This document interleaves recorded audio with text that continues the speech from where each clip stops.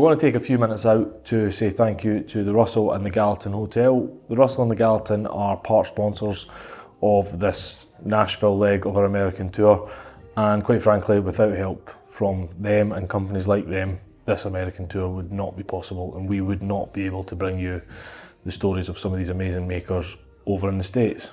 Yeah, we just want to say thanks for helping us with our mission, and it's a mission we're really passionate about, so yeah, thanks. If you want to find out more about the Gallatin and the Russell's mission, you can find out more in our recent podcast with Micah Locher, the owner and founder of both hotels. And stay joyful. Yeah, That exactly. is crazy. Exactly. And it helped having that one cut off too. Yeah. But big you know, time. it's such a echo in here, you know, so Yeah, but it'll be all right. the tech didn't bother me, it was me hearing you guys that bothered me. Okay, let's get into it. Yeah, definitely. Happy? Yeah. Suppose the first question is who are we sat here with? Yeah. So I'm Ross. This is Dru. Yep. Ross Walbin, Dru Susan. Yeah. We've been best friends for like 15, 20 years. Yeah, hot It's second. a long Nice. time. Yeah. Yeah. Hot second We for sure. we met in Michigan, and I moved down here to Nashville and convinced him to move down too. So it was a couple years after that. but- Yeah. Yeah, it wasn't long before I was roped into the situation for sure. Oh, thanks. Just clip it on Is your, that better? see if we just clip it here. That might stay better. That's it. Okay, cool. Oh, there we go. That's way better. Sorry, where were we? So, you came down to Nashville first. Were you both Michigan based? Yeah. So I was born and raised there. I moved down in 2010. He moved just a couple of years after. I was in a band that we were gonna like make it big, you know, and didn't really work out when we got down here. So I kind of had to like pivot and shift and chase another dream. Yeah. Pretty classic Nashville story. Yeah, you yeah, know. for sure. Come here for the music over- and then. Yep. Overheard a guy in the boot store saying exactly that. Like, Yeah. oh, I'm working at a bar, but I am a performer, you know, I've been here. And I was like, how many of those conversations happen in Nashville? So many, many. yeah. So many. Definitely that's an ongoing trend for sure around here. Yeah. So, but how did it come Honeytree Meadery? So, you were convinced to come down here, Yep. but how did this all start? Yeah. Well, that's a long story. Yeah. Actually, okay. So we were in a band together for a while. You know, band drama. It was like the band broke up and whatnot, and I started keeping bees in our backyard, and that kind of like we were making beer and stuff in the kitchen at that point too, and so like we started using honey in the beers and whatnot, and then that just kind of like eventually evolved into I guess started working a little Harpeth, right? They Yeah. hired me on as their beekeeper, and then I moved from like beekeeper to like delivery guy, and then I moved into brewing beer.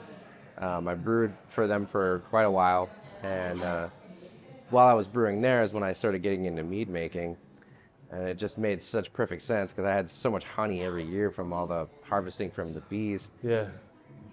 And man, what am I gonna do with all this honey? And the guy I was working for at the time was like, man, let's make mead out of it. And I was like, yes, let's do that. Immediately, just Yeah. straight away, like, let's do that. Uh-huh. Oh yeah, absolutely. Because like I'd kind of like I'd known about it a lot from Norse mythology and different Yeah. books like that. It's like really, really huge in the Norse culture. Uh-huh. So I was always really interested in it, and like I had been a mead drinker for a long time. I just had never tried to make it. Yeah, and then it was like, you know, first couple batches weren't really all that great, but then it was like, oh, like kind of stumbled into some recipes that really fit my brewing style, and yeah, and then it was like, I was like, you know what, like Nashville doesn't have a meadery, you know, and I was like basically running the entire company for the brewery I was working at, and I was like, I'm just gonna open my own company. Yeah. Yeah. You know? Exactly. And so, but yeah, and then so like, I partnered up with Dru. Was that the point that you came down this way? I had already No, been yeah, here yeah, for yeah. a while. So while we were keeping bees, that we were roommates. So we had Right. been roommates prior for years and years and years. Yeah. Right. And when he modestly says we started keeping bees in our backyard, we never had a backyard. It was literally in an alley of a Yeah. very rough neighborhood. Right. You know, Okay. this Yeah. is 10 years ago, so East Nashville did not look like this. And we literally had 2 hives in the alley from the back of our house. That's Basically, mad. yeah. Yeah, we were like, oh, you know, it's like extra security, you know. Nobody will mess with us. There's bees in the driveway. You know?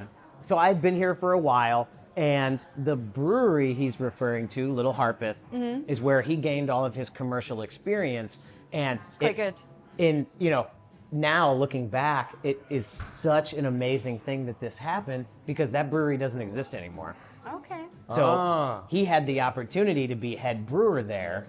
And when they started talking about that, we started saying, well, we could do our own thing, instead.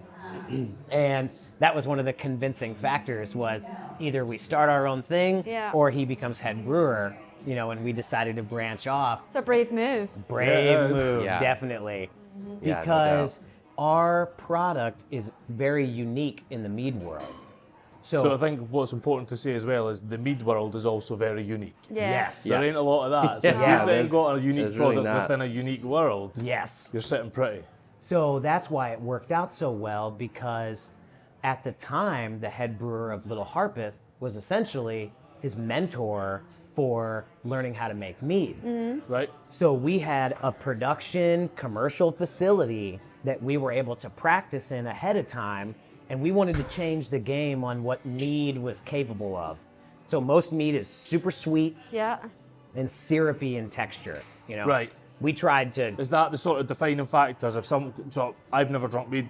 I've never I done. actually didn't know mead still existed Yeah. until I stumbled Oh, yeah. across you guys. Oh, yeah. So would Oh, my that be the gosh. defining textures? It's super sweet, super syrupy, and that's sort of the thing. Most of the time. Yeah. Right. Most of the time.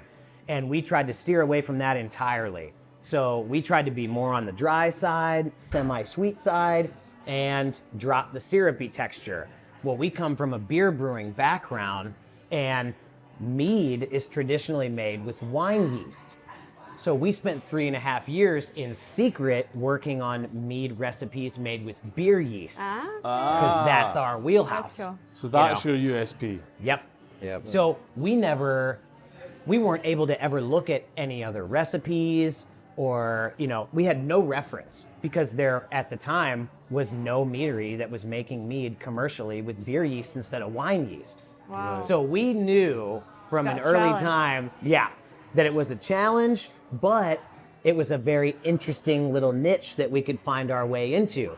Because when people come in and say they don't like mead, most of the time you would be like, oh, well, shoot, what are you doing here? Yeah. But for us, we get like jazzed up about it, Yeah. If somebody comes in and says they don't like mead, we're like, yes, Yeah, try we're gonna all these change things. that. Yeah. Exactly. Because it's totally different, And was going at it from the beer yeast, was that what you wanted to do from the start, or was that just because that was the position you were in? So we had, I had an old brewing magazine, and I had stumbled across this experiment that these people were doing in California, and they had 20 different kinds of honey and 20 different kinds of beer yeast, and they just made 1 little gallon batches, and you could see they had lots of pictures of it, and there's just 50 carboys all lined up, and they had a whole team of judges come in, and they just blind tasted them on them, and and you could see there was a graph in there that would show the chart of what the judges liked the most about the meads, what they liked the least about the meads, and I was like, oh, this is cool. I'm gonna try making it with one of these yeasts that the judges liked. Yeah. And I mean, we probably tried 20 or 30 different kinds of yeast. Definitely. I mean, we found a few that we really, really loved. Some of them not so much, but Yeah, trial and error for sure. Yeah. Yeah, I can definitely trial and imagine. error. But yeah, so then we came up our house yeast that we are using now. I mean, it just was happenstance that we had just found it just through experimentation. But yeah, and it was pretty cool, like seeing like all of the judges' notes and being able to like, take like, oh wow, all right, this is what they like the best. That's what I'm gonna do. Yeah. Like having never done it before, so that's kind of how it all got started with the beer yeast. Yeah. Yeah, and then like as far as like the different flavorings and all that, like that's a lot of just trial and error as well. Yeah.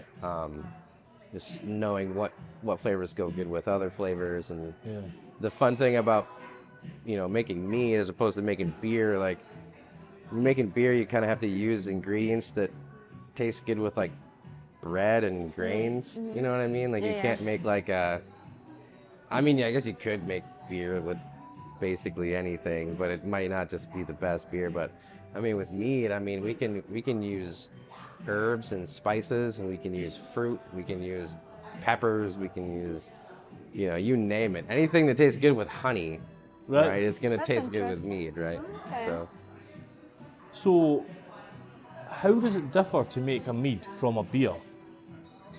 So what are the Or are you just making a mead basically where as the a sugar beer? comes Right. from, right? So like sake is made from rice, beer is made from grains, vodka used to be made from potatoes, it's made from all kinds of different stuff now.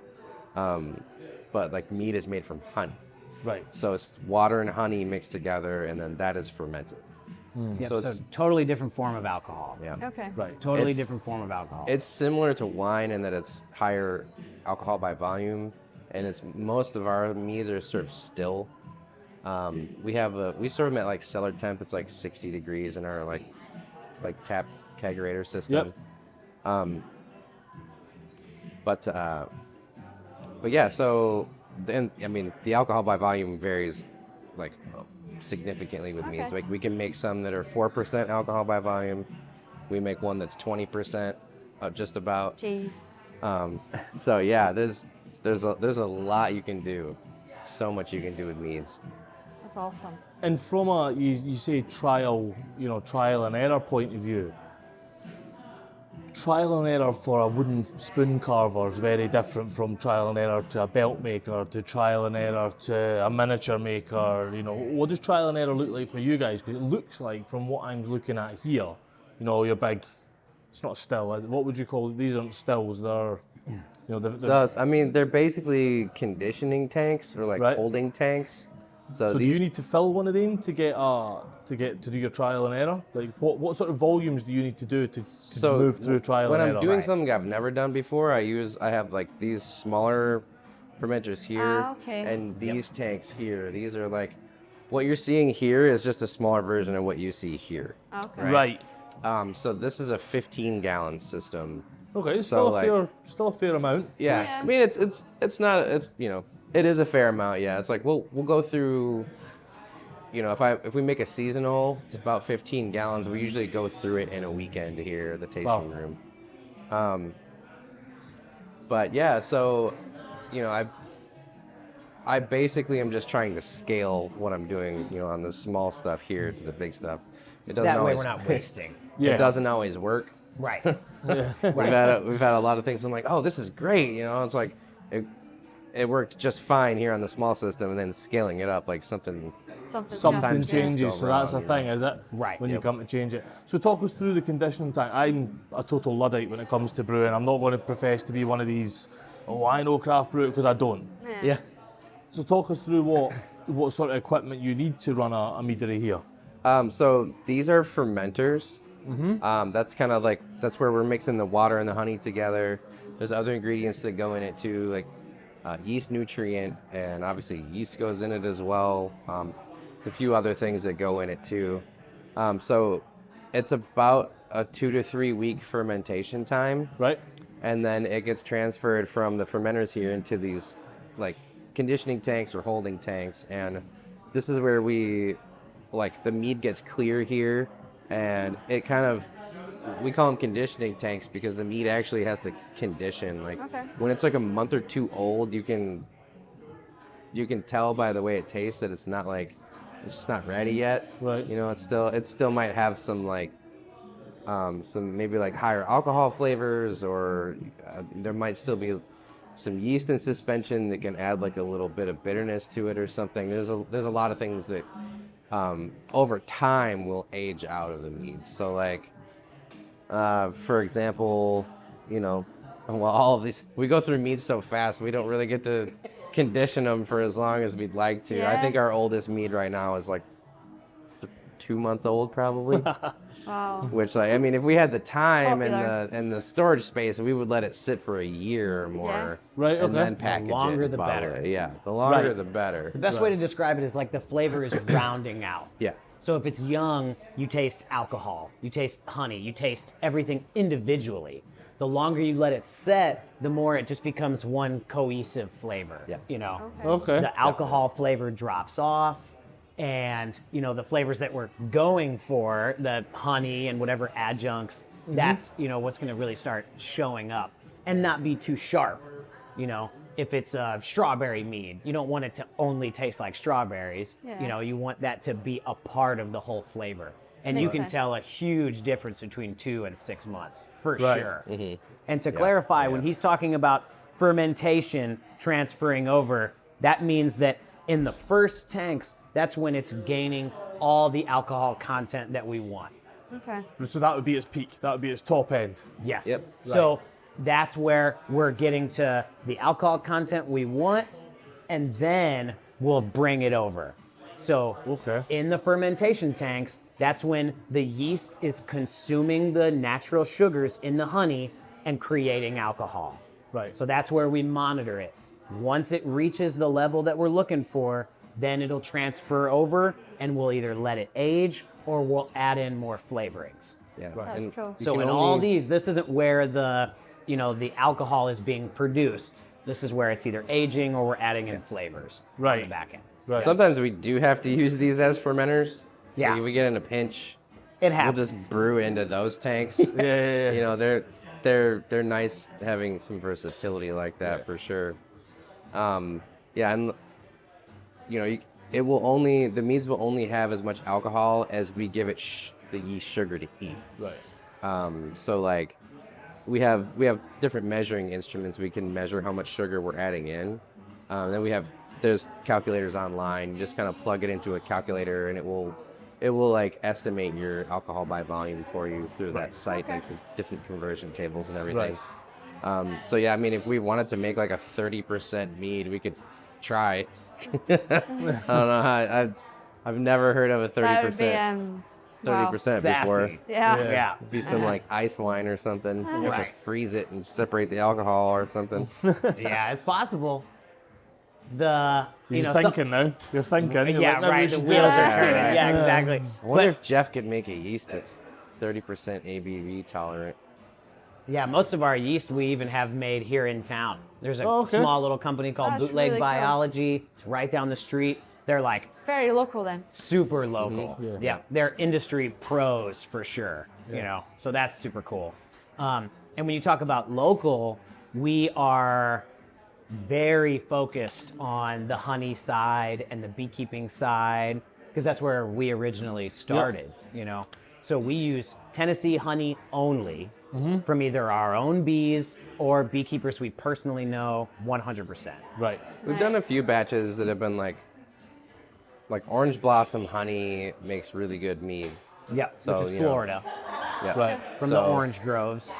So yeah, like every like once in a blue moon we'll make a batch that's, you know, from Florida or North Carolina or something. But Yeah.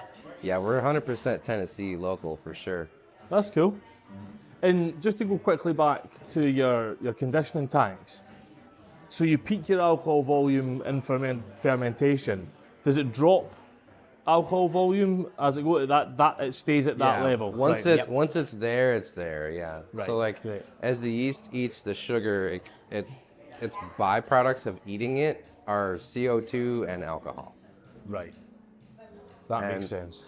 The happier the yeast is, the better it will taste. Right.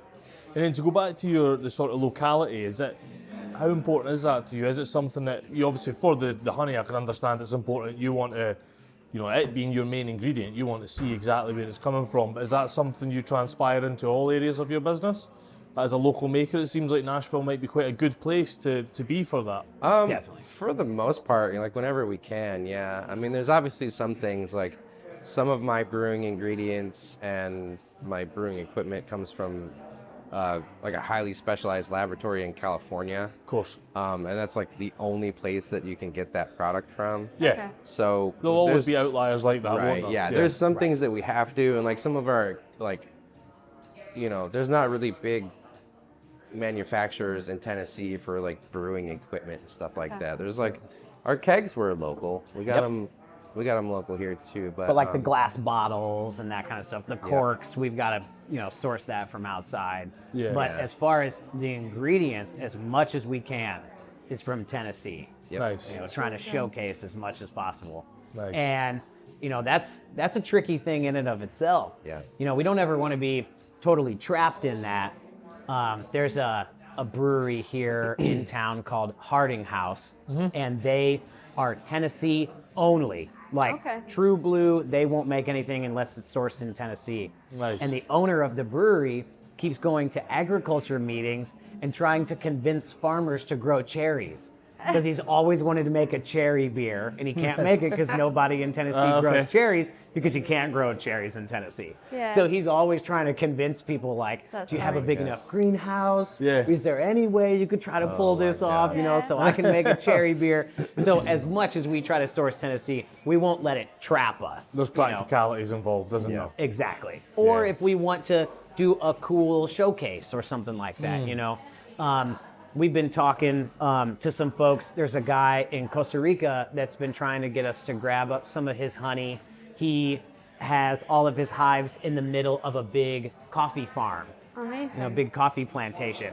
So, he's been adamant about trying to get us to do that. So maybe one day it would be something where we did some kind of that'd be unique. cool. Yeah. I'd really like to get some Manuka honey and make mead from that. Yeah. Trying to, Essentially, we will never be bored. Yeah. Is the That moral of sounds the trying to story imagine here. how much a bottle of that would cost. Oh my goodness. I mean, it's like, because the honey is like really, really, really expensive. Yep. And we go through a boatload of honey here for sure. So, I mean, in each one of these tanks, there's at least 24 gallons of honey in each tank. That's crazy. What's honey in relative weight? Similar to water? Maybe a ton per meter squared? Water is like 7 or 8 pounds per gallon, and honey is like 12 or 13 pounds So per it's gallon. 1.5. So what's that in? I was going to say in real money. I'm an American now, so I can't say that. So in our terms, that would be 1.25 meters squared per ton and a half. 1.25 tons, so a small car per meter squared of Yeah. it. Yeah, so that's quite a lot in each of that. If you're Yeah. talking 24 gallons, Yeah. what's an American gallon? 4.4? So 4.5, so you're talking about Just 110 5 gallons. Just 5 It's 5 gallons. Oh, is it? Okay. So you're talking, 125, 122 litres in each of them. That's big numbers. Big numbers. Yeah, it is. And especially, if, with trying to only source honey from Tennessee. Yeah, that's... it makes a huge difference. As we keep growing, we keep warning beekeepers. It's like, Yeah, you we're, need on the, we're on the up here, guys. We need more bees. exactly, exactly. Right. Y'all gotta get to work, because we got a long way to go. Yeah. Because Get back to work. right, because this system is very small. We will Yeah. absolutely need a larger warehouse with bigger tanks. And when we go to a bigger tank system, we'll be going through, on average, the amount of honey that we go through in a month here will go into each tank Oh, in wow, the new okay. warehouse. Wow, okay. We're trying to grow the beekeeping community as much as we are. you Yeah, know. it feels like you need to be instrumental in the driver of someone else's industry growing Exactly. to allow you to continue to grow in it. Yeah, Right. definitely. So when did you start then? So when was the start of all this? What year? So we opened the doors May 20th, In this building. 2019 in this building. Yep. May 20th, 2019. So we're about to have our 4-year anniversary. We were working on recipes 3.5 years before that. So I mean, we've been working on recipes for about 8 years, and we've been beekeepers for over a decade. Wow. You know. How it's old been are you guys? I'm 37. and 33. Nice. So we got started pretty young, Yeah, definitely. pretty young. I mean, we were making beer like Yeah. almost before we were 21, I feel like. Yeah. You know, which is Yeah, let's not say drinking age anything here. incriminating here. Right, Yeah, right? yeah. No, we were 21. Yeah, definitely. Yeah, we were on the threshold. Yeah, just nobody get hung up I on the didn't maths even, on this. Right, I but- didn't right. even know what alcohol was until I was 21. Yeah, certainly never touched it. But we would do this big thing where, you know, whenever we were making beer, we would always throw a party. Yeah, You yeah. know, so we would like man. have a party and brew beer and, you know, show everybody how to make it and all kinds of stuff. That And sounds fun. it got to the point where we got more and more serious about it. It's like, you know what, we should probably stop brewing beer in a party Our friends setting. are like trying to put onions and stuff in it. And Yeah. like, we're it's like, oh, guys, no. Eh. There's always one, isn't there? Yep. There's always Yep. one. Always a cabbage one. going in it or something like Yes. that. For Yeah. Christ's Oh, sake. yeah. Come on, man. We absolutely had a onion IPA from Yes. somebody throwing onions into a batch we made, and we drank it. Yeah. It was terrible. And Yeah, we I drank bet it it. was. Yeah. Right. It had an alcohol volume, so. Waste Just- not, want not. Yeah, you know? exactly. Yeah. So how's the community? So the community around craft beers, like, super good. Like, people are always leeching. I say leeching, it's not a negative thing, you know. People are always feeding off each other, and Right. Have you been welcomed into that community as well? Definitely. Or has there been a bit of? Yeah, you've been welcomed. Yeah, in? we do. There's a lot of crossover for sure. Good. And there's like mead fanatics, man. I mean, they like seek us out for sure. We have like some pretty diehard fans, no doubt. We need them. Yeah, oh yeah, definitely. It's really great too. So it's like half the people that come through the door, people that are like, what the heck is this place? Like, where am I? And then the other half are like, we love you guys. Like, I've been dying to come here for 2 years, and you know, it's like, or awesome. they're regulars. You know what I mean? Yeah. Do you get many people travelling distance to come here? Because you really are the only. You know, we've been on a bit of searching for meaderies after finding you guys, just out of interest. You know, you're always Right. interested if someone does something interesting. You're always interested. Like, is that a thing that's a one-off, or is that a thing that's like local to an area? You know, Right. Some areas just have like, Japan's good for it. Like, there'll be a bicycle frame builder, and then there's loads of bicycle frame builders in that area. You know, it just happens to be the thing of that area. Right. It doesn't seem like that's a thing in any area, mead making. Nope. Nope. There And- doesn't seem to be like a mead making capital of the world. You Well, know? and that's the beautiful thing about mead being its own form of alcohol, and there's not really a lot of them, so we get to play both sides of the fence. Yeah. So we're in the beer guild and we're in the wine guild. You know, so is so- that where mead typically sits? Right Right. in between beer and wine, yeah? Yeah, because we don't have our own guilds. We don't, you know, there's not a ton of them around town. We operate under a modified winery license Right, too. Like, there's no like specific license for meaderies or whatever. right. So there's Trazo. It's in Clarksville. It's like 45 or 50 minutes west of here. But I think as far as in Tennessee, that's it for right now anyway. There's one starting up in Chattanooga. Oh, I okay. forget the name of it, but there's one starting up in Chattanooga. So they're kind of coming Yeah. around, you Yeah. know. Texas has a few. Michigan's got a couple. Yeah. California has a few that are really popular. Where else? And it's a thing because New it's York's got a really popular one in Right. Brooklyn. Yep. Yeah, Arizona's got a big one. Superstition Meadery. We really look up to them. Shout out to Superstition. Definitely, if they hear Yeah. this, we look up to you, 100%. You know. But we have found that Nashville is a huge beer brewing community. There's Right. tons of breweries around here. Yeah, I've and- seen that. Even just driving around, a lot of the bars were Tons. selling only their own gear. And Yep. yeah, And we really latch on to that. Yeah. right. The wine side is great. You know, we definitely want to showcase in that world as well. But we find that people are more adventurous and more willing to seek out something new and unique in the beer world. Right. Because beers go so crazy Yeah. all over the spectrum, you know. Yeah. So somebody that's really into trying and finding new beers, this is a shoe-in for them, you know. Yes. Um, And do you find having something like this that's minutes out of downtown Nashville, which we went into downtown Nashville last night, and it's obviously just like a tourist hotspot. Yeah, you survived. Congratulations. We survived, Yeah. We were out pretty early, to be fair. It never got too wild. So I actually ended up teaching Kate how to play pool. Yeah. Just up the road. Yeah. So, Nice. that was good fun. And, That's awesome. First time for everything. Yeah, first Right. time for everything. Yeah. I let her win the first game. Yeah, actually did. Obliterated her the second Yeah, game. exactly. Aggressively. Yeah. It's over. Yeah. It's on now. You've had your moment. Oh my gosh. So how important is it to have, it'd be quite easy for you guys to do this in the back shed and the overheads would be a lot lower, but how important to your success has been having, a bricks and mortar shop where people come in? We came in, and I mean, even since we've been in, there's, Yeah. what, 8 or 9 year tables have filled up since we've been in, and we've been here, 35 minutes? Yeah. Yeah. This is crucial. Yeah. Yeah. We would not be here without this. It feels like you 100%. wouldn't be here, I don't know what your finances are, but you wouldn't be here financially, but you also wouldn't be able to experiment with what you're experimenting because you just wouldn't have the ability to put that volume out. Yeah, that's that's a really good point actually. Yeah, because we make a new mead every single week. We come out with something new. Oh really? You do like Yeah, a mead for of the sure. week kind of thing, do you? What's that? Do you do like a mead of the week kind of thing? month. Sort of. We have A month, like sorry. it's a rotating seasonal, Right? but it's literally every week it's different. And luckily we've figured out like how to make it that fast. Yeah.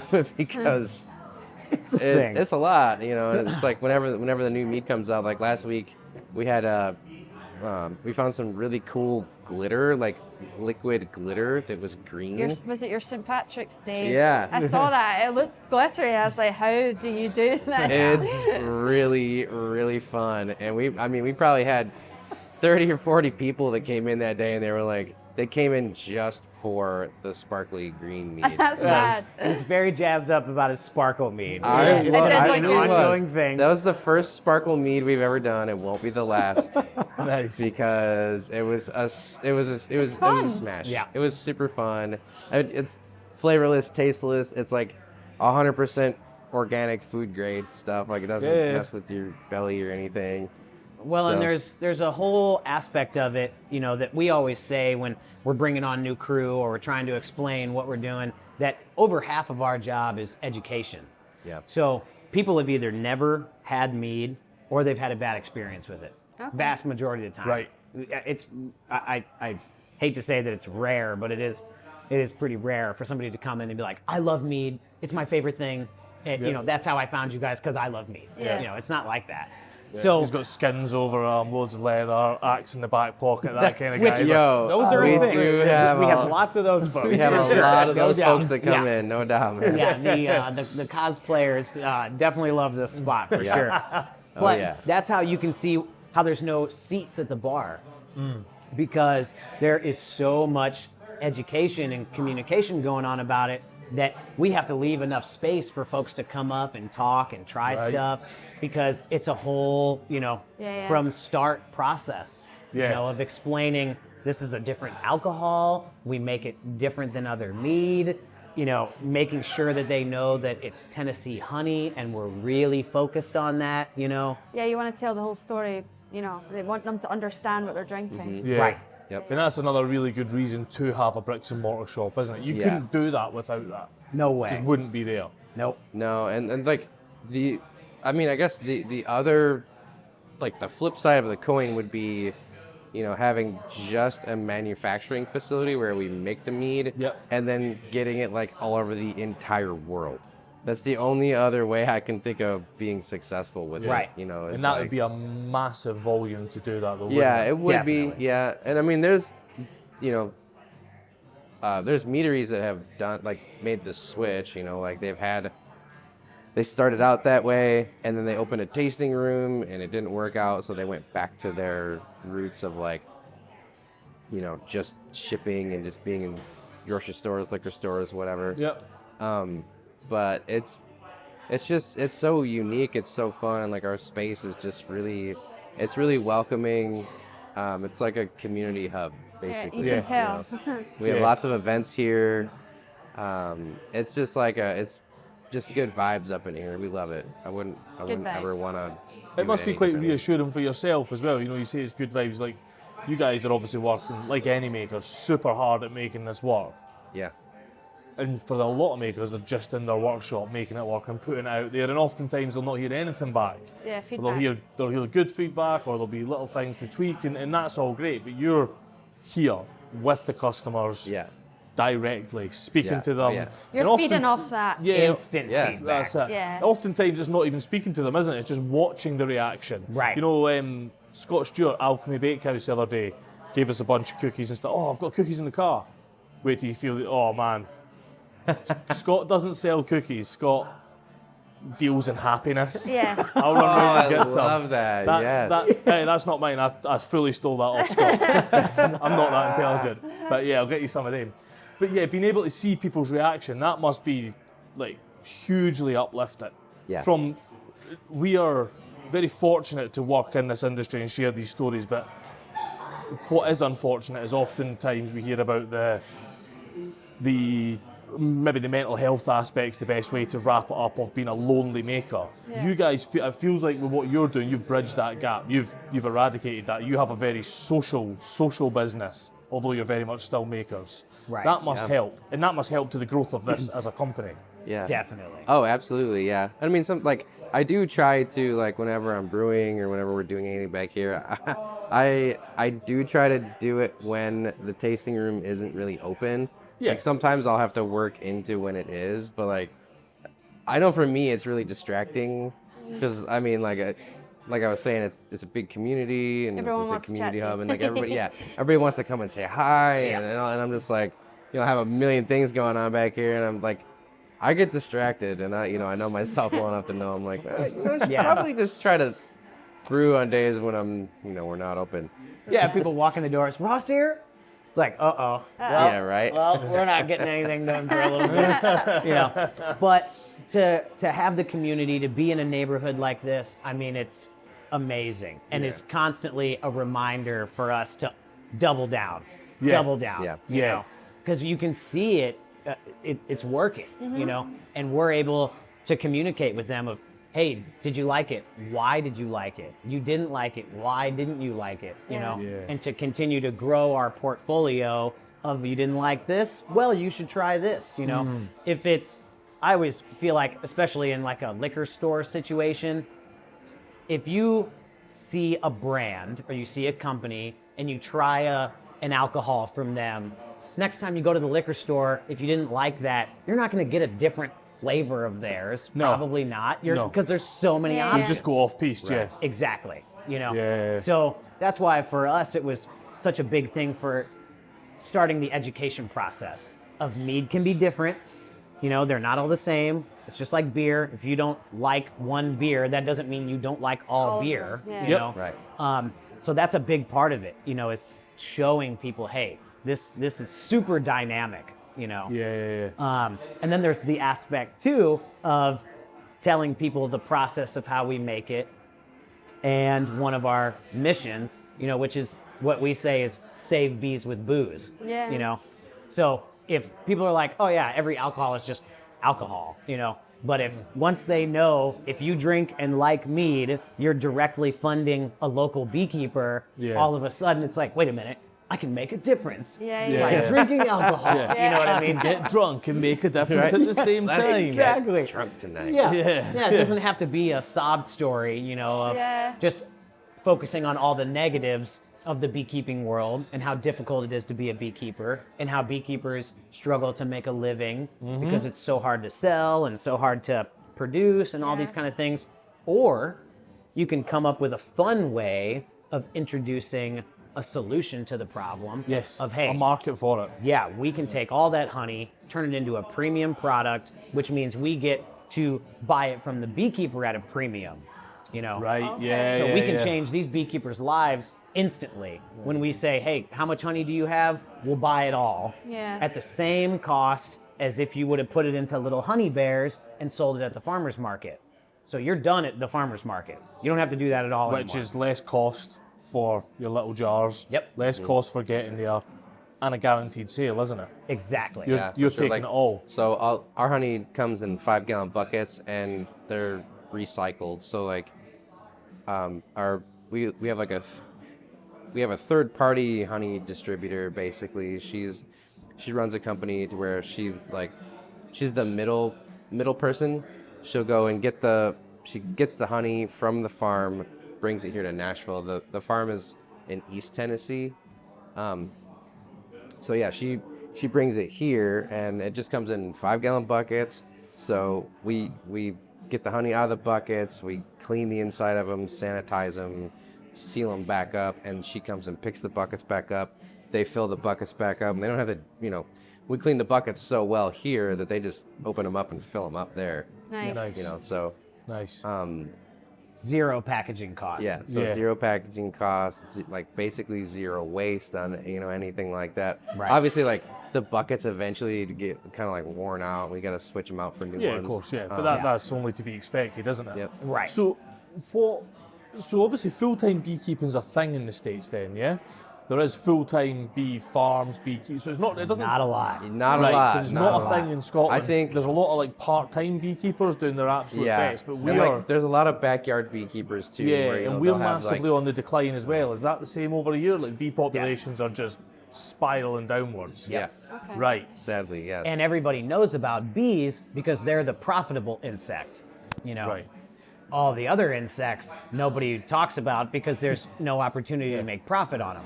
Right. So whenever the conversation of, we're in the middle of the insect apocalypse, when that conversation comes up, I try to make sure that I'm always starting or having that conversation with somebody at night by a street light. And if somebody ever says, we're not in the middle of an insect apocalypse, what are you talking about? And I say, oh, really? Look at the street light.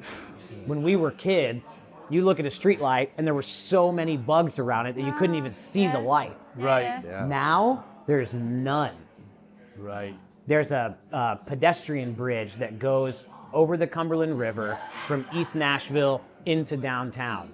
And it's obviously filled with lights over the river, and there's like no bugs around at all. Right. So I always bring it up, for anybody that's a naysayer, just go out at night and look at a street light, and you tell me if that looks the same from when you were a kid versus now. thought I about never thought about that, no. I mean, it's a huge difference for sure. Okay. So it's a thing, Yeah. Essentially, we've come up with a way to use alcohol as like the hook on the fishing line. Yeah. It's like, you're interested in alcohol. Okay, we got your attention. Now let's talk about insects. Yeah. Let's talk about bees. Let's talk about bugs. Yeah, exactly. Exactly. So it's a really cool thing for us to be doing what we're passionate about and also be able to showcase and kind of raise awareness to this kind of stuff because not a lot of people are talking about it, Yeah. Talking about bee decline, everybody knows about that because everybody's trying to make money off of honey, so it makes a big difference. So that's why everyone's up in arms about it. Yep. You don't get up in arms about midges or dragonflies or whatever. You start talking about the things that you ain't making money on, don't you? Yeah. Or you can't make money on. Which, fun side note, the dragonfly is the highest success rate of like hunting than any other animal in the animal kingdom. Oh, really? They're at like a 99% success rate of whatever they target, they absolutely will catch. More than anything. Okay. Like, Dang. I was just watching a super interesting documentary about dragonflies. Someone's been down a rabbit hole. Yeah. He's been down a Right? rabbit hole. Exactly. You're thinking, I Oh, got him man. to do a job the other day and it took I've been 3 watching times so as much long. RuPaul's Drag Race. So if you guys want any trivia about RuPaul's Drag Race, let's go. I'm your man. I'm on it. Yeah. I know all the queens' names. I'm like, we're in it. That's awesome. That's funny. Yeah, no So doubt. what does your process look like? We've obviously talked about the buckets getting in, and then what's the process from there to the bar? So we'll let it age for as long as we can. Like he said, it's based on essentially how fast we're going But through we stuff. ran out the batch before, yeah. Yep. We would love to leave it for a year. And then we divvy it We up have between 7 million kegs that we use. so we'll divvy it up between kegs and bottles. The Right. kegs will be served on tap here in the tasting room. Yeah. The bottles will either be sold here in the tasting room or go out for distribution. around town. And what does your distribution look like? Have you got a lot of people around town? Have you that have bought into it, or further afield, or how's pretty that small. all? Right? Pretty small. And it's because we've had to continuously grow so slow. Yes. Because, you know, You can only do what you can do, really. Exactly. We're dealing with such a small facility. Yeah. And is it just you two doing the majority of I the mean, brewing? yeah, I know you've got basically, bar we- guys and Yeah. It was like, especially like after COVID and everything, like reopening, it was just him and I for so long. And then we brought in Cameron, he's our like head bartender, bar manager now. It was just the three of us for a while, and then we've like slowly added one person here and there. But I mean, we only have 5 employees right now. Well, and an interesting thing to think about is, you know, everybody knows about COVID and everybody knows how bad COVID messed everybody up. But a week before we started having COVID shutdowns here in Nashville, we had that tornado, that crazy tornado of 2020. Yeah. the last we dropped into Buffalo Brew in Cookville on the way, and she was telling us about it. It sounded mental. Yeah, It was So that wild. wasn't covered back home, or if it was, I clearly don't watch enough news. Yeah. Which I don't. But it sounds like that was pretty rough, and it was like the week Oh, before. I've never seen anything like it, man. It was Because like, this is not tornado country, is it? It walked, well, we've definitely had tornadoes in the past here for sure. But that one in particular walked down this street. Really? The business across the street, Basement East, famous venue, was completely destroyed. Wow. I mean, yeah, you could Level. see like the path of it.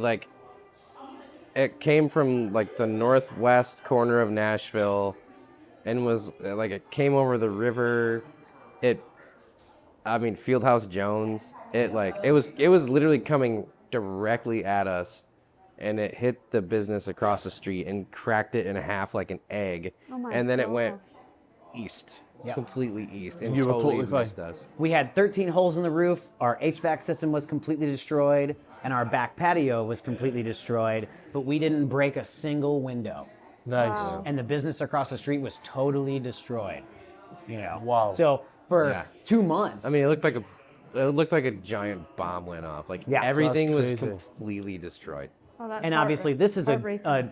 there's residential behind us, but this street in particular is business. Yeah. But as it headed down, it went straight into neighborhoods. Yep. So for months and months, it was clean up and try to get power back and all this kind of stuff. Yeah. So when that happened, basically every drop of mead that we had in the building went bad, because it was like we were out of power, and the temperature, like one night it was 30, the next night it was like 80, because like the weather was so weird still after the tornado. right. Right. That was wild. So although you didn't have the physical damage, it did still massively affect the product. Yes. Yeah. Yeah, we had to start over. So Right. between the tornado and COVID, we were closed for 6 months. Wow, okay. And we had opened less than a year before that. yeah, that's Yeah, tough. that's rough. And it was because we hardly had any track record, you know.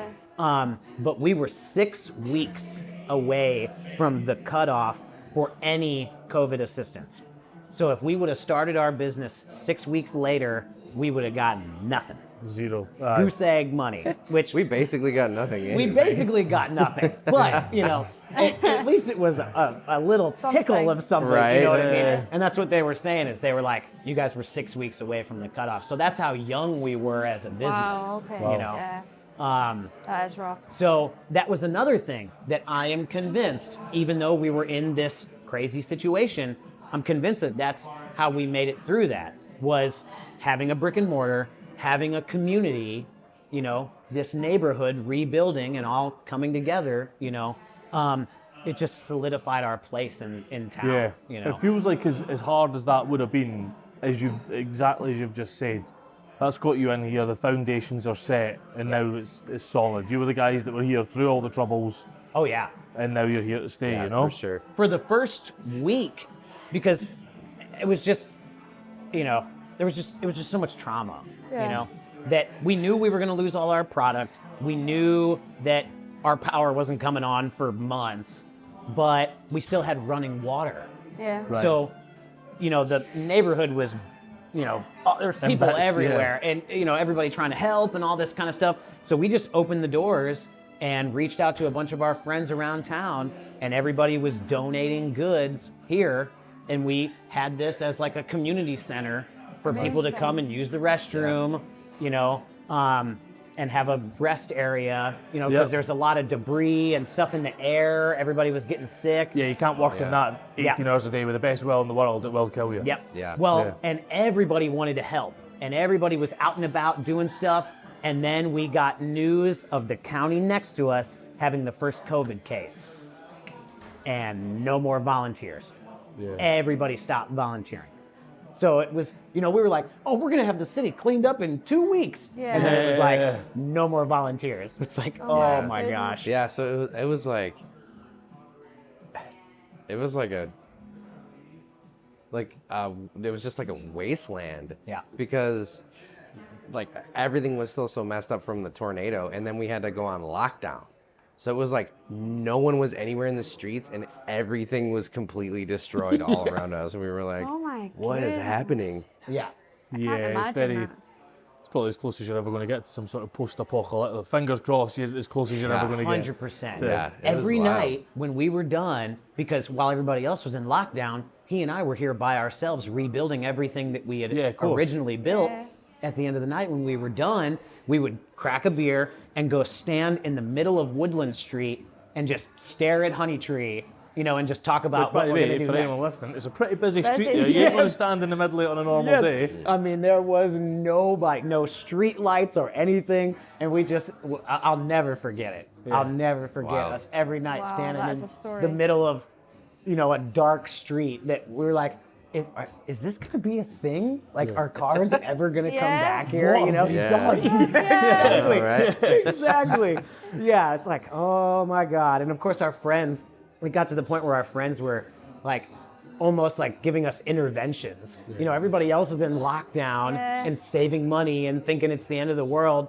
And he and I are here 15, 16, 17, 18 hours a day and getting tens of thousands of dollars of lumber delivered to the shop so that we could keep rebuilding. And they're like, what is wrong with you guys? Yeah. Everyone else is doing the opposite of what you're doing. yeah. Oh my It's like, gosh. just leave us alone. Yeah. Leave us alone. This is Right. how we're coping. Man, that Yep. sounds like my dream lockdown. Beers, Yeah. building stuff. Yeah. Sounds perfect. It was perfect. How important do you think that's going to be looking back? Let's put a silver lining on it. Yeah, Right. How important do you think that's going to be looking back in 4 or 5 years? Like, that's a mental start. Yep. Surely, fingers crossed, Yeah.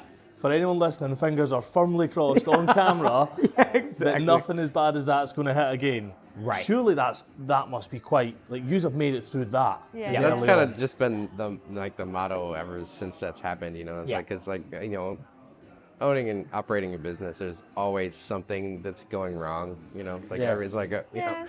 okay, come in and like, all right, what do we got to deal with today? It's like It's not what jobs, something- is it? It's what have we got to deal with. Right? Yeah, Right. exactly. But there's just always that thing in the back of your head, like, well, nothing will ever be as bad as that. This is Yeah. true. This is true. And gives us, the confidence to continue to push forward.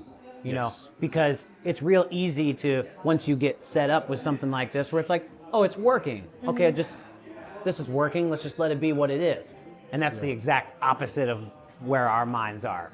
This is just the itty bitty very beginning. yeah, you've got Yeah. lots of things you want to do and achieve. Oh my gosh, Yeah. a million. I can imagine. Yeah. It's I don't get much sleep because I'm just like genuinely excited. Yeah.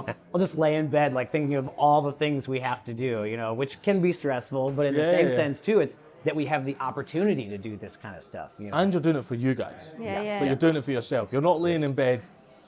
Someone described stress once to me as if you don't want to do it or you're doing it for someone else, that's stress. If you feel that way but it's for yourself and you want to do it, that's just passion. Yeah. And Yeah. that I Yeah. was like, Definitely. Yeah. so, can't remember who said it, but they're obviously a smarter man than I. Yeah. So, yeah. And that we are involved in such a wide open field.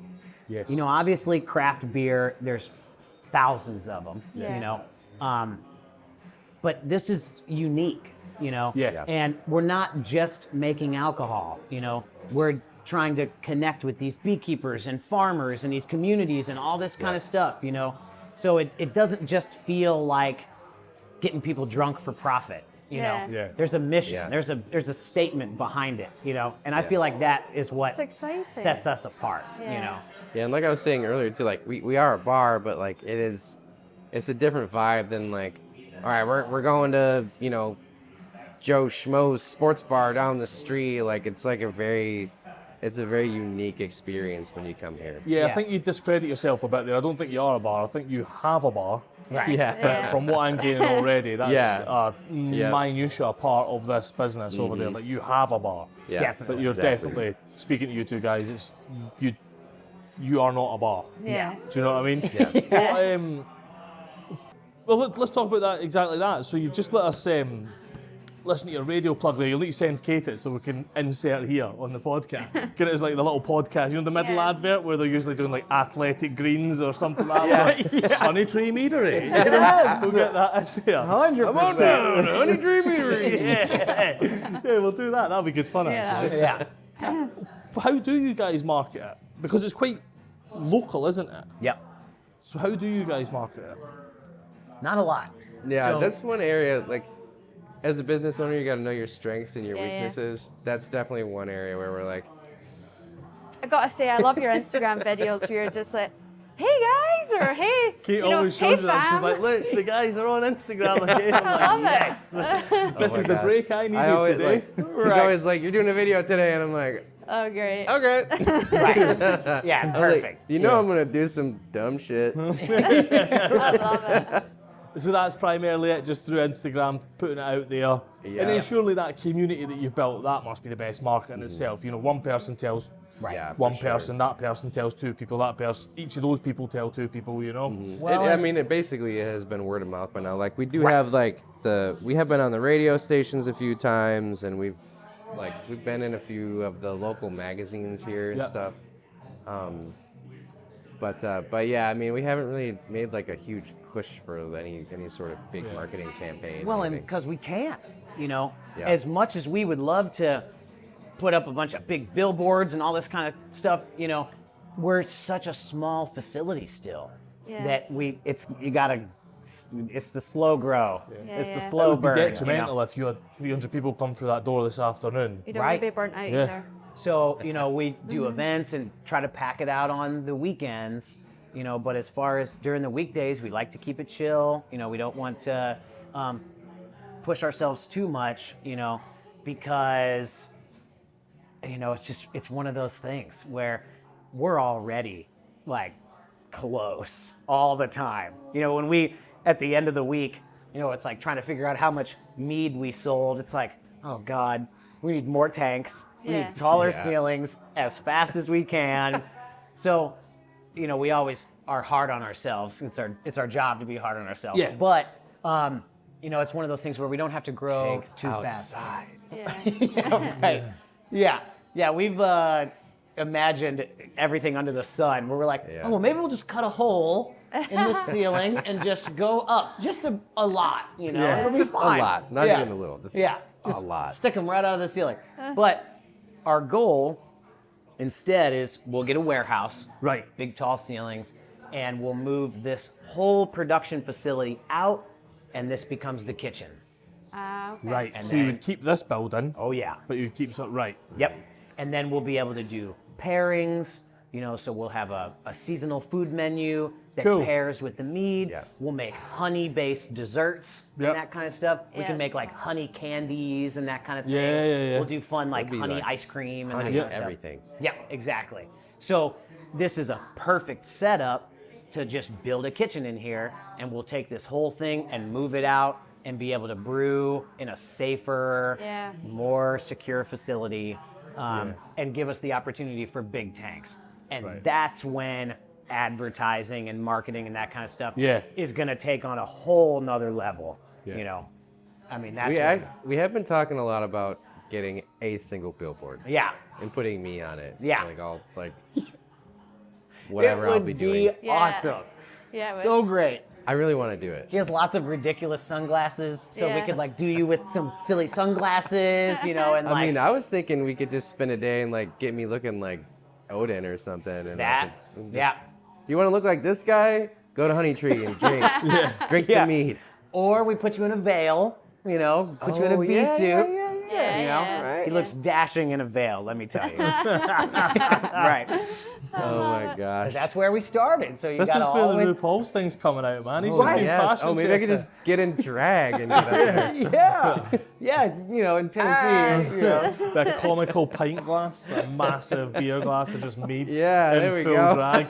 That's it. Yeah, exactly. I could. Man, you've got to do an advert, just the high heels clippy clopping up to the Oh, to the yes, bar. Big old calves, unshaved Come on, legs, girls. Yeah, oh, yeah, yeah, yeah. Viking top half. Oh, Yeah, goodness. you got it. You know it. Right. Yeah, we're laughing, but after this, he's gonna be like, "I That's a seriously great want to idea. do it. We are paying for this billboard." You know? No, I'll get Yeah, arrested. he's online now. trying to buy like size 10, 11 heels. Yeah, right. That's man. That's Yeah. good fun. So that's the goal with all that kind of stuff. So for now, you know, as ridiculous as social media is, you cannot deny its effectiveness. Hey man, know. love-hate relationship. Everyone will speak to us the same. I hate how much time I spend on it every day. Yep. But if it wasn't for it, we would not be sat right here with you guys. Yeah. Yep.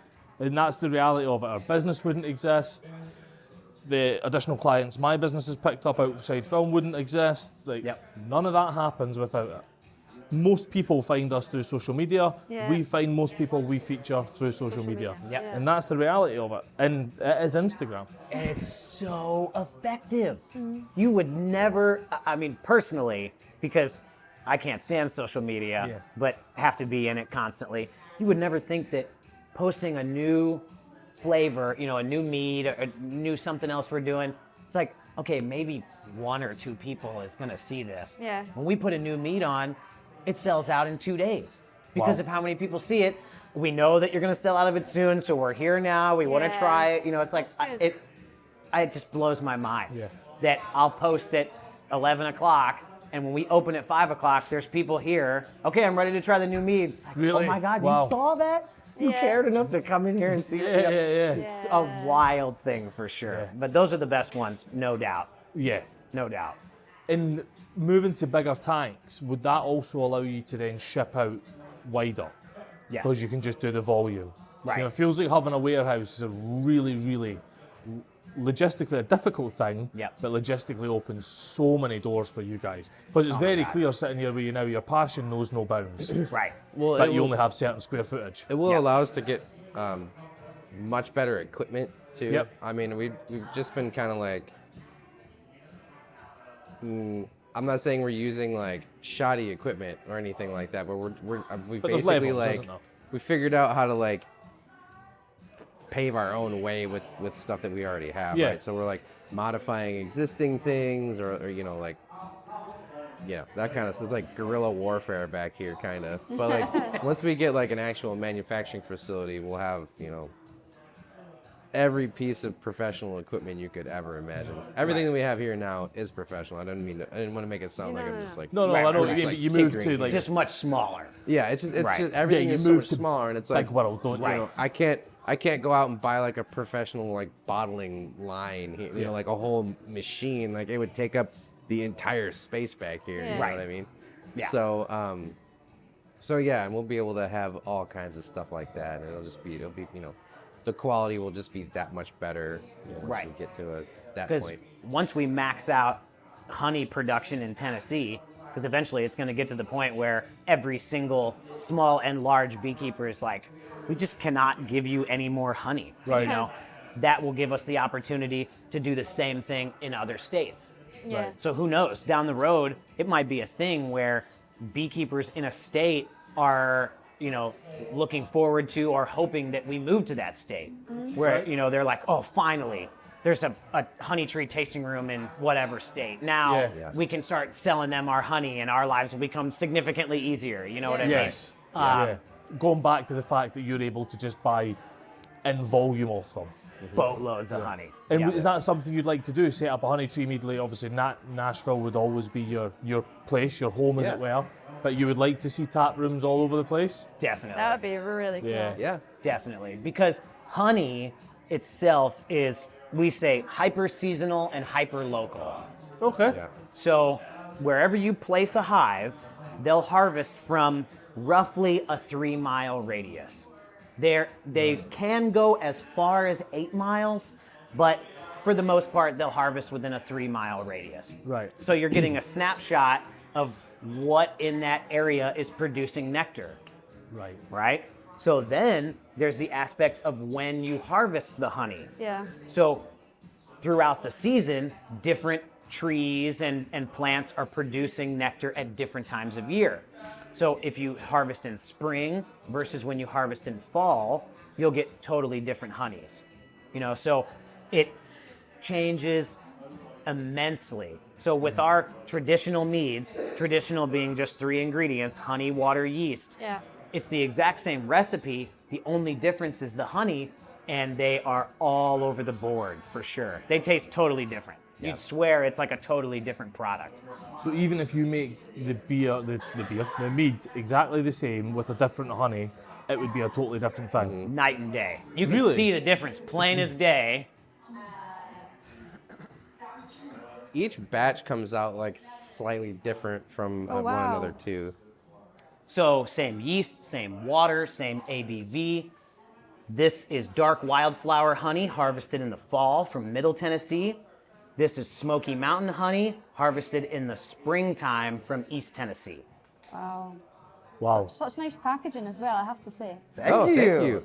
Yeah. I like how you've got written on it as well. It's cute. Yeah, it takes months of arguing before it gets to that, Yeah. for sure. I love the up front of it because that's what everyone does. They just argue about it. It's months Oh my of God. arguing, but everyone's like, "Oh, it was months of development, months of deliberating." It's like it was arguing, man. You were fighting.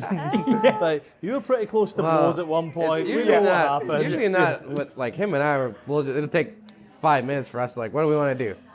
No, I don't like that. What do you what like? Okay, cool, we got there, and then it's like arguing with everyone else trying to get it done. Yeah, exactly. That's the hard part. Is Yeah. like, oh my god, man. Yeah, we're at this point we pretty much know each other, so Yeah. we understand each other's brains. It's like I want to Yeah. do this. Like, oh, why am I surprised? Yeah. Of course you want to do that. Wait, you you want to do this? I was going to say that. Yeah, exactly. yeah. Such nice branding. Yeah. Thank you. And we did small bottles as well. Most wine is 750 milliliter. These are 375s because, again, people don't know mead or they don't like mead. Vast majority of the time. Yeah. So if you get it into smaller packaging and lower the price point, if it's out on a liquor store shelf, maybe somebody will, Pick it up, try it, maybe give it a I'll bash. try it. Yeah. And then we got you. Yeah. If you try it once, we got you. Yeah.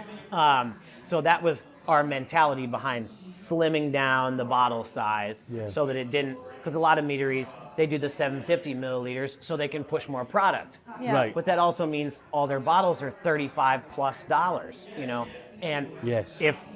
Personally, if I tried a type of alcohol and I didn't like it, I'm not going to go to the liquor store and spend $40 on a bottle. Yeah. A big bottle of something that I think I'm probably not going to like. I Yeah. probably won't spend $40 on a bottle of anything that's not vodka. Right. Yeah, right. Exactly. So that's where this size and format came in, is accessibility. Yeah, trying quite- to change people's minds. Yeah, it sounds like a very good decision to make. Yeah, I agree. Yeah. I agree. How have you found Tennessee for starting your business? It's been great. As a Now, state? and I say Nashville has been great for sure. There's just so much. There's a lot of tourism here. So you get the tons of in and out, but there's so many locals and so many people living here. Everybody's really passionate. And one of the things that we've noticed about Nashville is that it's such a community vibe. Yeah. Even with who should be technically our competitors. You would never know that all the breweries and we are in competition. We're all great friends. We always are helping each other. We're constantly doing collabs together, Cool. sharing equipment and helping each other out however we can. And I just feel like that's not the case in a lot of places. So that was one of the things for us that felt so good, is because That's we so didn't good to want to hear. be Yeah. in a hyper competitive environment in the sense of where it's negative competition. Yeah. Yeah. You know, we want to grow everybody together. A rising tide raises all ships. You know. So that's a great saying. Oh, Yeah. we love it. And in Nashville, it's so true. Yeah. Even Yeah. before the tornado and COVID, but especially after. After. Yeah. Where we could go to any brewery in town and say, I need this and this and this, and they'd be like, borrow it for as long as you need. You know, Nice. We'll cancel our brew tomorrow so that you can use this piece of equipment, you know. That's cool. I mean, it's a big deal. Now, Tennessee as a whole, we haven't really got a chance to branch out too much. Right. We've done some festivals and stuff like that do pretty well. Eventually, we'll be distributed into other places around town. Is that something that is that same sort of community and people loaning kits something that having a bigger space you would then be able to offer out as well? You know, is there an opportunity there for you guys to create almost like a co-op in brewing? Is that something that maybe opens doors for you? Could be. Yeah. Definitely could be. I mean, But it feels like it's some expensive equipment when you get to that side. Oh, yeah. Now this Yeah. is obviously expensive equipment. Like Right. I work in engineering and steelwork. I know how much stainless steel fittings, and I know how many stainless steel fittings are on these just by looking at them. Right. They're not cheap stuff. Yeah. But it feels like, certainly in this area and what you're describing to us, there is the opportunity for some sort of a co-op. You know, a bottling plant. You're not going to be running it every day, are you? Right. So if you had if you had a bit of kit that was maybe going a bit more expensive to allow it to run multiple bottles, there's the opportunity. the second business opportunity to rent that time out on that machine for other businesses. Right. You know. yeah. It's interesting that you say that. We just had every year we have a convention here called the Pick Tennessee Conference. And it's focused on farmers and brewers and wineries and all this kind of stuff that use primarily Tennessee ingredients. You Okay. go through the Department of Agriculture here in What's it called for anyone? Pick the Tennessee. Pick Tennessee. Yep. Right. You go through this process of becoming certified, and if you become Pick Tennessee certified, you can add that to your labels and your logos and all that kind of stuff. We recently were just added into the Nice, Pick Tennessee congrats. Nice, well program. done. Yeah, it was Really really cool.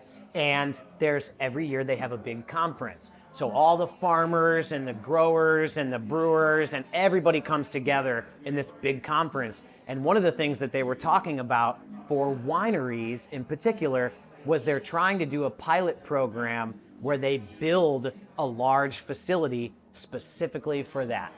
Because a lot of the wineries in Nashville, in the surrounding areas, don't get super big. Yeah. You know, they get to a certain point and then they stop because of exactly the problem we're having. Yeah. Where that step up is massive. Yeah. Huge loans and that overhead and all that kind of stuff is a nightmare, you know. So a lot of these wineries just won't take that risk. So we're trying to find a way through the Department of Agriculture and through these programs that we'll be able to have a facility where the wineries won't have to pay for it and they'll be able to utilize stuff like that. Right. Right. Is that viable for us? Maybe, maybe not. Because one of the things about mead is we have to have such strict sanitation procedures. Okay. Because we don't want to add in all kinds of crazy chemicals on the back end. We try to have Right. it be as natural as possible. Right. So essentially, we are creating the perfect environment for bacteria. Right. So it would be great if we would be able to share, you know, the facility and the equipments and all that kind of stuff. But in a lot of cases, our sanitation has to be like through the roof. Yeah, Right. okay. Makes sense. So I would love to do that, but I feel like we might come to a situation where we just have to do it all ourselves. Right. Because we need that super sanitation. We need that, you know, closed off facility where nobody's allowed in there. Right. When other meaderies come here and see that our production facility is in our tasting room, you can see them like, oh my Yeah. God, you know, like, Hyperventilating. yeah, exactly. Yeah. One of the meaderies that Ross really looks up to, I mean, they don't even let their crew bring food into the whole warehouse. Wow, And- really? And every single person that's ever come into Honeytree is effectively in the production area. Now, Right. for the folks that aren't watching, it's enclosed and all this kind of stuff, you know. Yeah, there's some meaderies where like they wear like suits and booties and like Yeah. the whole thing. Yeah. Yeah. That's mad. Because, you know, honey and water in a temperature like this, I mean, it's just set up for some kind of bacteria or whatever Yeah. to come in. Yeah. So that's going to be one of the things that as we grow that we're going to just have to figure out, you know, Yeah. how Yeah, to, so there may be a practicality that doesn't allow you to do that. right. But it's, God, I would love it if somebody else built it and we could just use it. Use Though. it, Wouldn't that be yeah. amazing? If anyone just fancies building like a mead-specific warehouse somewhere, Exactly. give you guys a call, find out what they need to buy. Yeah, You yeah. can spec it out. Yeah. Well, Use someone else's dough. We'll help you clean it. You Yeah. know. Yeah, y'all buy it. We'll just use it. Right. It's fine. It'll be great. I'll put my name on the cleaning rope. Oh, we'll be all right. We'll give you a shout out in every Instagram reel. You know? So, you know, that's going to be one of the, you know, the growing pains. It comes with it, you know. Absolutely. We'll find our way to it. Yeah, it feels like if there's anyone that can find a way to it, It's you guys. from your rough start, shall we say? Yeah. Rough start. to That get is- in here. that is valid. Yeah. That is definitely valid. But Yeah. it gives us the confidence to where, like I said, we'll just always double down. If there's the opportunity, we'll do it because we believe in what we're doing.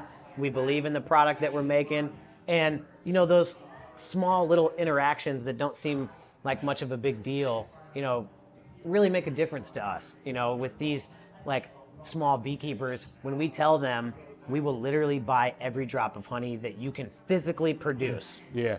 They're like, yes, please. Yeah. Yeah. And you don't have to go to the farmer's market anymore. Yeah. You don't have to source packaging. We'll clean the buckets and give it back to you. You know, like that makes a difference. You know. Yeah. So for us to know that the more we grow, the more we'll help that community, we're like, well, let's go. Yeah. Let's go. Yeah, it's a good motivator, isn't it? Oh my God. Through the roof. And how scalable is it as a beekeeper? Is there a limit in scale on hive size, or can they? Because presumably, if it's within 3 to 8 miles, you couldn't have another hive within 3 to 8 miles. Is that right? Well, yeah, you can have, you know, it depends on like the food sources that they have around them right. and how many bees there are in concentration in one area. Right. Right, because there's only so much food that can go around. Right. You know, so like what a lot of, you know, like the place where we get our honey from, they have like 2,000 or 3,000 hives, but they're like spread out, you know, throughout some are in the mountains, some are in the valleys, some are, you know, they've got them everywhere. Right. So yeah, there's kind of a balance there with that, you know what I mean? Right. Like you could, like I had, for example, we used to keep all of our bees here in East Nashville, and at one point we had like 20 some hives, and there wasn't enough food to go around. So like 3 or 4 of the hives were the ones that were getting all of the honey each year, and then like the rest of the hives, you know, they were just maybe getting enough to get them by, but like maybe not sometimes too, because the bigger hives were taking all the nectar. Right. Yeah. Yeah, and then they'll start robbing from each other, Yeah. you know, and all kinds of stuff. The stronger hives will steal from the weaker hives. Yeah, it's you know, mad. and once they learn that they can do Do that, that. they'll start doing it more often, you know. And Yeah. the neighbors started, you know, coming to us and saying, hey, so I can't like mow the yard out here anymore because I'm being chased by bees, you Yeah. know? so Yeah, it's like, what do we do in that situation? Yeah.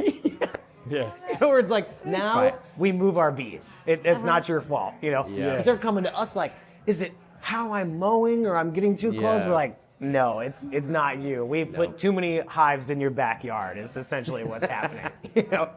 It's a mad process. Yeah, it sounds very involved on all levels. Yeah, it does. Definitely. And No doubt. we've done our research, but it's a lot deeper than just that. That's why we wanted to come and Come and hear chat your to you story. guys. It's cool. Love How it. did y'all hear about us originally? I was just looking Doom for scrolling, yeah, man.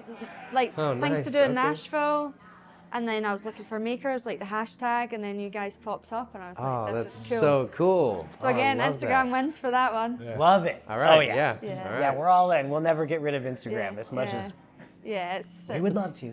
Yeah. What I would else love is there? to. There's no comparison. Yeah. There isn't a comparison as It's the reality. amazing. Yeah. It is amazing. I know. I realize, Facebook is on the decline, but Instagram's not going anywhere. No, That it's one's pretty not solid. going anywhere. It's pretty robust. So we've talked loads and asked you questions. Is there anything you guys want to cover while we're here? Is there anything that's like Pressing itching that you want to throw out to the community, other than Any your events coming up? sweet radio ad, Yeah. which you do need to good send one. us? You do need to send us, It's a because I good will one. put it in the That's middle of some podcasts. I had a lot of fun making that. It only took, I was like in and out in like 20 minutes maybe. Really? Yeah. Yeah, oh yeah. Wow. Yeah, it was Yeah, really- I'd kind of written like a baseline script for him to go off of, bullet and points, they can tweak it whatever they want, you know. Because we've done in the past where the radio station will do the ad for us. Okay. And they're total sweethearts and they know our personality. So they have done some ridiculous commercials. The first couple were definitely more funny than anything. Yeah. They Oh, had yeah. like two people in the studio, like one was acting like Odin, like sounding like Odin, and one was like acting like this woman talking to Odin about honey and mead and all this kind of stuff. I mean, super funny. As soon as they were like, well, you could come in and do the talk ads yourself. yourself. I'm like, You're oh, like, yes. off you go, buddy. Sorry about it. You can come in. Off I'm already you there. go. I'm there. Yeah, so what do we want to talk about? What do we want to tell? I mean, as long as, everybody knows the mission, Yeah. Yeah. Save bees with booze, that not all mead is 23% and thick syrup that you have to like slowly pour out of a bottle. It can be different. Give it another try some other places. And if you're not into sweet stuff, be vocal about that. If you're in a liquor store and you don't Yeah. like super sweet stuff, talk to the folks at the liquor store. Yeah. Talk to the bartender or whatever, you know what I mean? And let them try to guide you towards something that's more on the dry or semi-sweet side, Yeah, it's interesting, isn't it? Because if you were to go to a pub or a craft brewery and didn't like that beer, you would just ask, is there other beers we can try? It shouldn't be any different for me by the sounds of things. Just because if you don't like one beer, you don't just stop drinking beer. Bingo. Yep. If you don't like one mead, don't Yeah. stop drinking mead. That's the takeaway, really, isn't it? Yeah. Unless it's a situation where you're allergic, Right. and that's something really important and interesting to talk about with mead as well. It's entirely gluten-free. Right? We're Amazing. not adding all kinds of crazy preservatives and chemicals and that kind of stuff. So we have a lot of folks that have found their way to mead because they have so many adverse reactions Oh, wow. to Right, other okay. alcohol. Yeah.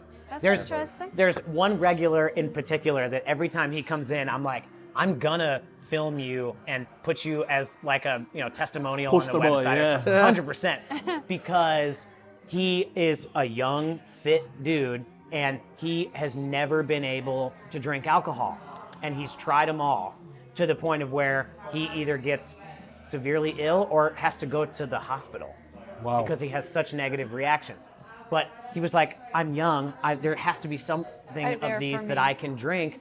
And he's literally sake, beer, wine, vodka, tequila, and they all mess him up. And he can drink our mead all day and have no ill That's side effects. amazing. You've Yeah, it's pretty much pretty changed awesome. his life in a way. Feels You like know what I this, mean? Right? Yes. So there's a he'll come backward in. transformation ad coming out. Look at this young, fit, healthy guy. We introduced him to a beer he can drink. Your belly, slow, chilling. Yeah, You're like, we exactly. ruined Yeah. it all. Right. Well, and he'll come in and get 5 or 6 bottles, and that's what he'll drink in public settings when he's with his friends and that kind of stuff. Nice. Because That's everybody's something- drinking. So he feels like he can They'll enjoy. constantly offer him Worth it. drinks, and he's like, well, I haven't tried, this type of whiskey. Hospital, Yeah. So he's Yeah. like, no, I'm good. I brought my own stuff. You can try Nice. it if you want, Yeah. But situations like that. That's cool. We've got a regular that moved to Texas, and she still ships our mead to Texas, every That's other month. amazing. That's cool. Because she's like, this is what I can drink. What's This is the woman's name that come in? She'll buy cases of beast mead. Becky. Yeah. Right. Becky, if you're listening to this, we love you. Love you, Becky. And thanks for helping us keep the lights on around here. Yeah, right. They're diehard fans. They get cases every time they come in. Nice. Which is Brilliant. we love that. If any other people want to come in and buy cases, Come on in. We got plenty. Yeah.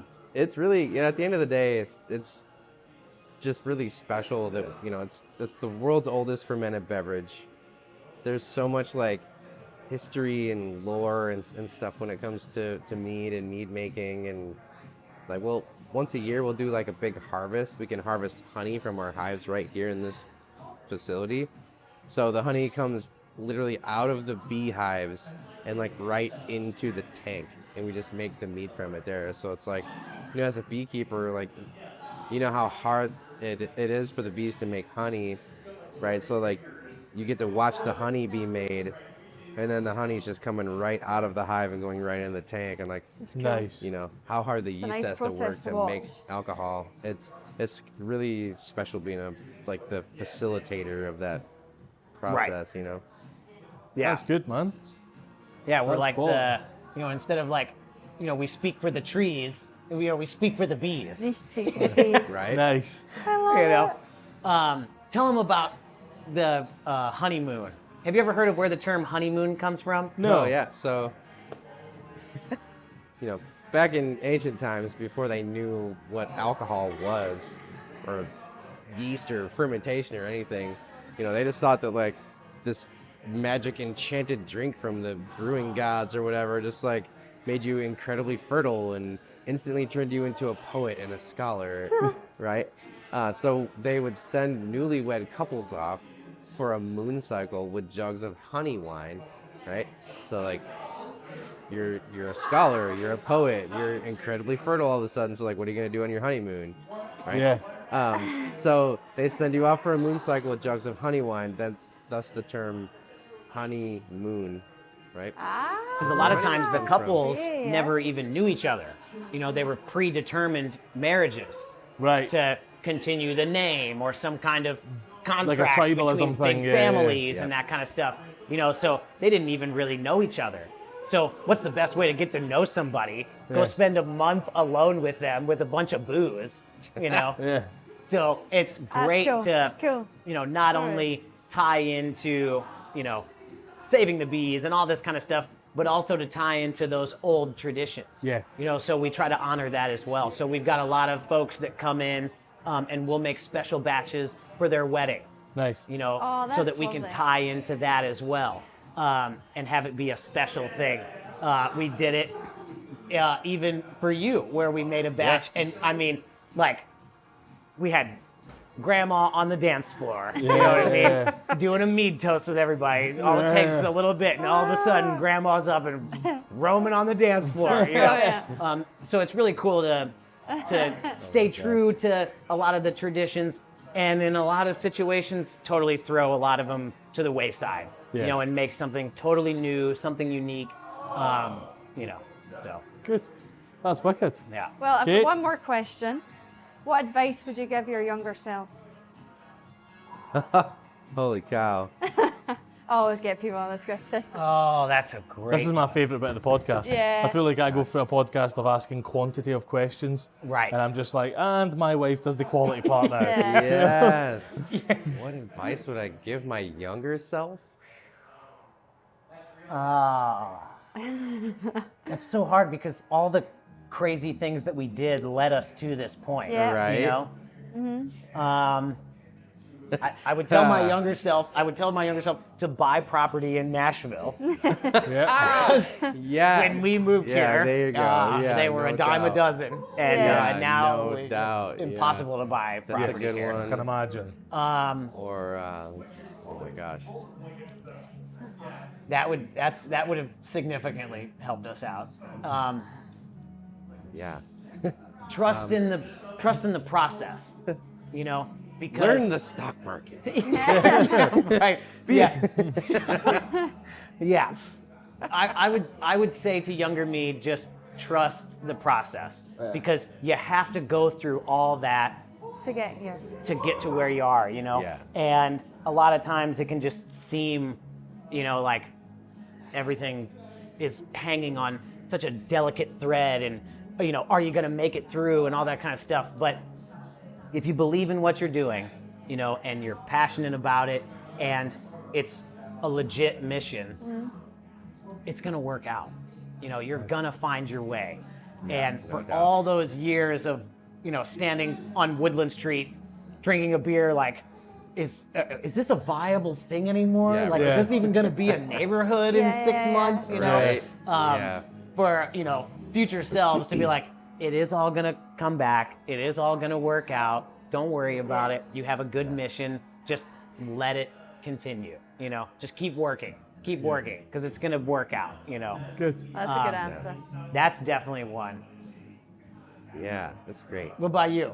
Get more animals. Yeah. Get more animals. More pets. More pets. No. Oh my gosh, I am thinking of like all this ridiculous stuff. Like, bury treasure in your backyard and you're gonna find it, a time capsule, 50 years from now. Yeah, there you go. There you go. That's a good one. Time capsules are quite a good thing. Yeah. Right? Yeah. Or like, oh my gosh, what else? You know what? There's so many batches of mead that I wish we would have saved some from. Fair. Younger me would have really Okay. loved some of those meads that Yeah. that we made a We while should ago. start now. Yeah, Right. right? Yes. Oh, we stashed some aside now for sure. Yeah. Good. But that takes a lot of resolve. If I had like a magic eraser for like facts in my brain, if we were to like take a case and hide it somewhere and then we just like scoop, scoop, scoop, scoop. All right, I don't remember that anymore. Or what if we just like sent it out somewhere that Yeah. like Just out like of the post state? it around the world. Yeah, So it takes right. like 3 years to get back to you. Yeah, right? Get it as far away from us as possible. Postal address. 'Cause chances Honeytree Meadery. But that's where you're post. No, I want it to go the other way around. Yeah. Let's The come whole back way again. around. Yeah. Oh, yeah, that would be good. There must be somewhere. There must be like a locker or something that takes that stuff. Especially when you think of like vintage wines and all that jazz. Right. There must be somewhere that you can just like take this, and if I ever come here and ask for it, Yeah, Right. right? do not give me it. Yeah. Well, when we get the warehouse, hopefully we'll have some kind of cellar situation going on, and maybe it'll have like, a beefed up security system Yeah. that changes the passcode every day. Oh my God. Where, we get notifications on our phone if the other one is in the cellar. Like, man. what are you doing in the cellar? I just got a notification that you're in there. What are you doing? You give it to one of your customers or something, like Becky or something, and be like, that's the code. If I ever ask you for it, don't give it. Then you'll go into it like 5 years' time or something, it's just gone. Yeah, Just gone. exactly. Becky, I thought Becky! Yeah. I realised you weren't buying anything. I wondered why. Yeah, She right? would drink it all for sure. We see you, Becky. We see you. I love it. That's meant. Yeah, no Well, doubt. Gosh, Yeah. that's so Do funny. it. Yeah. Well, Guys, I've really thanks. enjoyed this. Yeah, I thanks for really, your really time. enjoyed it. I think you're We both know super time is, interesting. precious, so we Yeah. appreciate your time. We got you. You're Thank super you. interesting. Yeah. Your Thanks, passion Rob. knows no bounds. Yeah. Oh, we're we just look getting forward to started. seeing what you're doing, and maybe we come back and see. Definitely. Yeah, we'll definitely be absolutely. back. Next one, we can do this either in the warehouse. Oh, yeah, that's Or it. we can take you to the apiary where the bees Yeah. are. Yeah. There you are. We can be outside. That'd be super fun. There is where our apiary is. It's not our property, but it's some good friends of ours that let us use it. It's 300 untouched acres. Wow. And the past couple of weeks I've been there, there is an owl that sits on the edge of the field line and just talks all night. Really? Where it's like, for the first like 20 minutes, it's like, oh my God, that's so amazing. And then it's like, wait a minute, are you gonna do that all night? Like, what is going on? So it's a super cool thing to see. Yeah, sounds Um, beautiful. Yeah, we'd love that. We'd love that. That would be a good one for sure. Where instead of like background people and music, we just Yeah. like hear weird wildlife going on. Definitely. Yeah. The no mono I kettle, dig like, that. cancel all this out and it'll all be lovely, and then the next time it'll have picked up the owl's voice. And it's just cawing in the background. That's it. Exactly. We set one of these up on the tree. Yeah, just like clip it to its wing. Don't move. Everything's fine. It's a magnet. Do you understand? Magnets, owl. It's fine. Pure no mono is like, so yeah, we need that bit of kit back, and we're like, we're missing a mic. Sorry, guys. Yes. Oh, dear. Lately, whenever anybody's like, what's your favorite animal? I'm like, it's gotta be owls. They're so dope. That is fair. But We would got you owls say at that's your ours. spirit animal? Which we can turn around and say to you, a trick question, what's your spirit animal? What's your spirit animal? Yeah, I am a raccoon. I'll start. I'm a raccoon. 100%. Raccoon. I don't know. What's your spirit I animal? don't know. I've never thought about that. Really? No. Now, of course, you could also answer with what you wish your spirit animal to be. And then what it actually is. Yeah, right. Yeah, I wish it was something much cooler, but I know I am a trash panda, no doubt. No doubt. Panda. Creature of the night. What's your spirit animal? I don't know what animal it'd be, but it'd need to be like super stressed and solves most of its problems by smashing things. Whatever that is, that's my spirit So a animal. bear. Right. So a bear. Maybe That's it's something yours. else. Yeah. You're meant to be here, Jack. You're meant to that's live it. here. Or a monkey. Yeah. What's yours? I don't know. What do you think it is? I don't know, it sounds like you just need to describe yourself and we'll get an answer Right. from the resident zoologist at the end of the table. I don't know. I need to think of this one. Yeah, it's You're a tough pretty calm and thought out. Right. Maybe I'm So one. Right. Eh. Thinking. Calm and thought out. Do you do things very meticulously? I Or would kind say of so. sporadically? I'd say I would say pretty meticulously. seriously, yeah. Yeah? I wouldn't say I was sporadic, no. It's a good one. I'm If thinking. if I'm trying to stump people with a question, like you did with us with the Yeah, what would that you was- tell our yeah, future yeah. self, that one, or I always say if you had to lose all of your senses except for one, which one would you keep? Which one would I keep? Sight. Yeah, my sight for Yeah, sure. me too. 100%. I Yeah. can't 100%. imagine not being able to see. I get all over the board for sure though. I could 100% do without. This is contradictory for someone who's just started podcasting, some of the most amazing people in the world. I could 100% do without being able to hear. Yeah. 100%. Well, you can learn to live, can't you? Yeah. Right. Yeah. Yeah, 100%. And Oh, also, I find a lot of places far too noisy. So Yeah. I'm like, Yeah. that's fine. And I was raised in the South, so I already am losing my hearing 100%. Yeah. We never had ear protection Oh, out man. as kids. That was like not a thing. Yeah. If anything, you would get like made fun of. Oh my gosh. That's my advice for my younger self. Wear ear protection? Yes. Where are you? There you are. That is That's full it. circle. That's it. I'm so hard of hearing. Yeah. It's Too very many bad. years by too many drum sets. yeah. My partner, she's always like, you're a grandpa. Like, you cannot hear anything. She gives me so much crap about it. Yeah, you have to project your voice to him. Ross. Yeah. You've been I pretty can hear good. that. You've been pretty good. Yeah, You've been that able was- to hear all this. There we go. I figured it out. My advice to my younger self. There you go. Earplugs, baby. Yeah. There you go. Love it. Well, should we go and try some mead? I want to We should go and try some mead. It's time, y'all. Yeah. And we'll send you home with some bottles for sure. Oh, that'd be cool. Yeah, Yep. definitely. I'm going to run around. I'm going to pack this up, run around the corner, in case we get too into the mead and I end up leaving thousands of pounds worth of podcast kit somewhere. There you go. There you go. And I'm going to grab you cookies from Scott. And Yeah. the only rules are, you need to reach out to Alchemy Bakehouse and say thank you.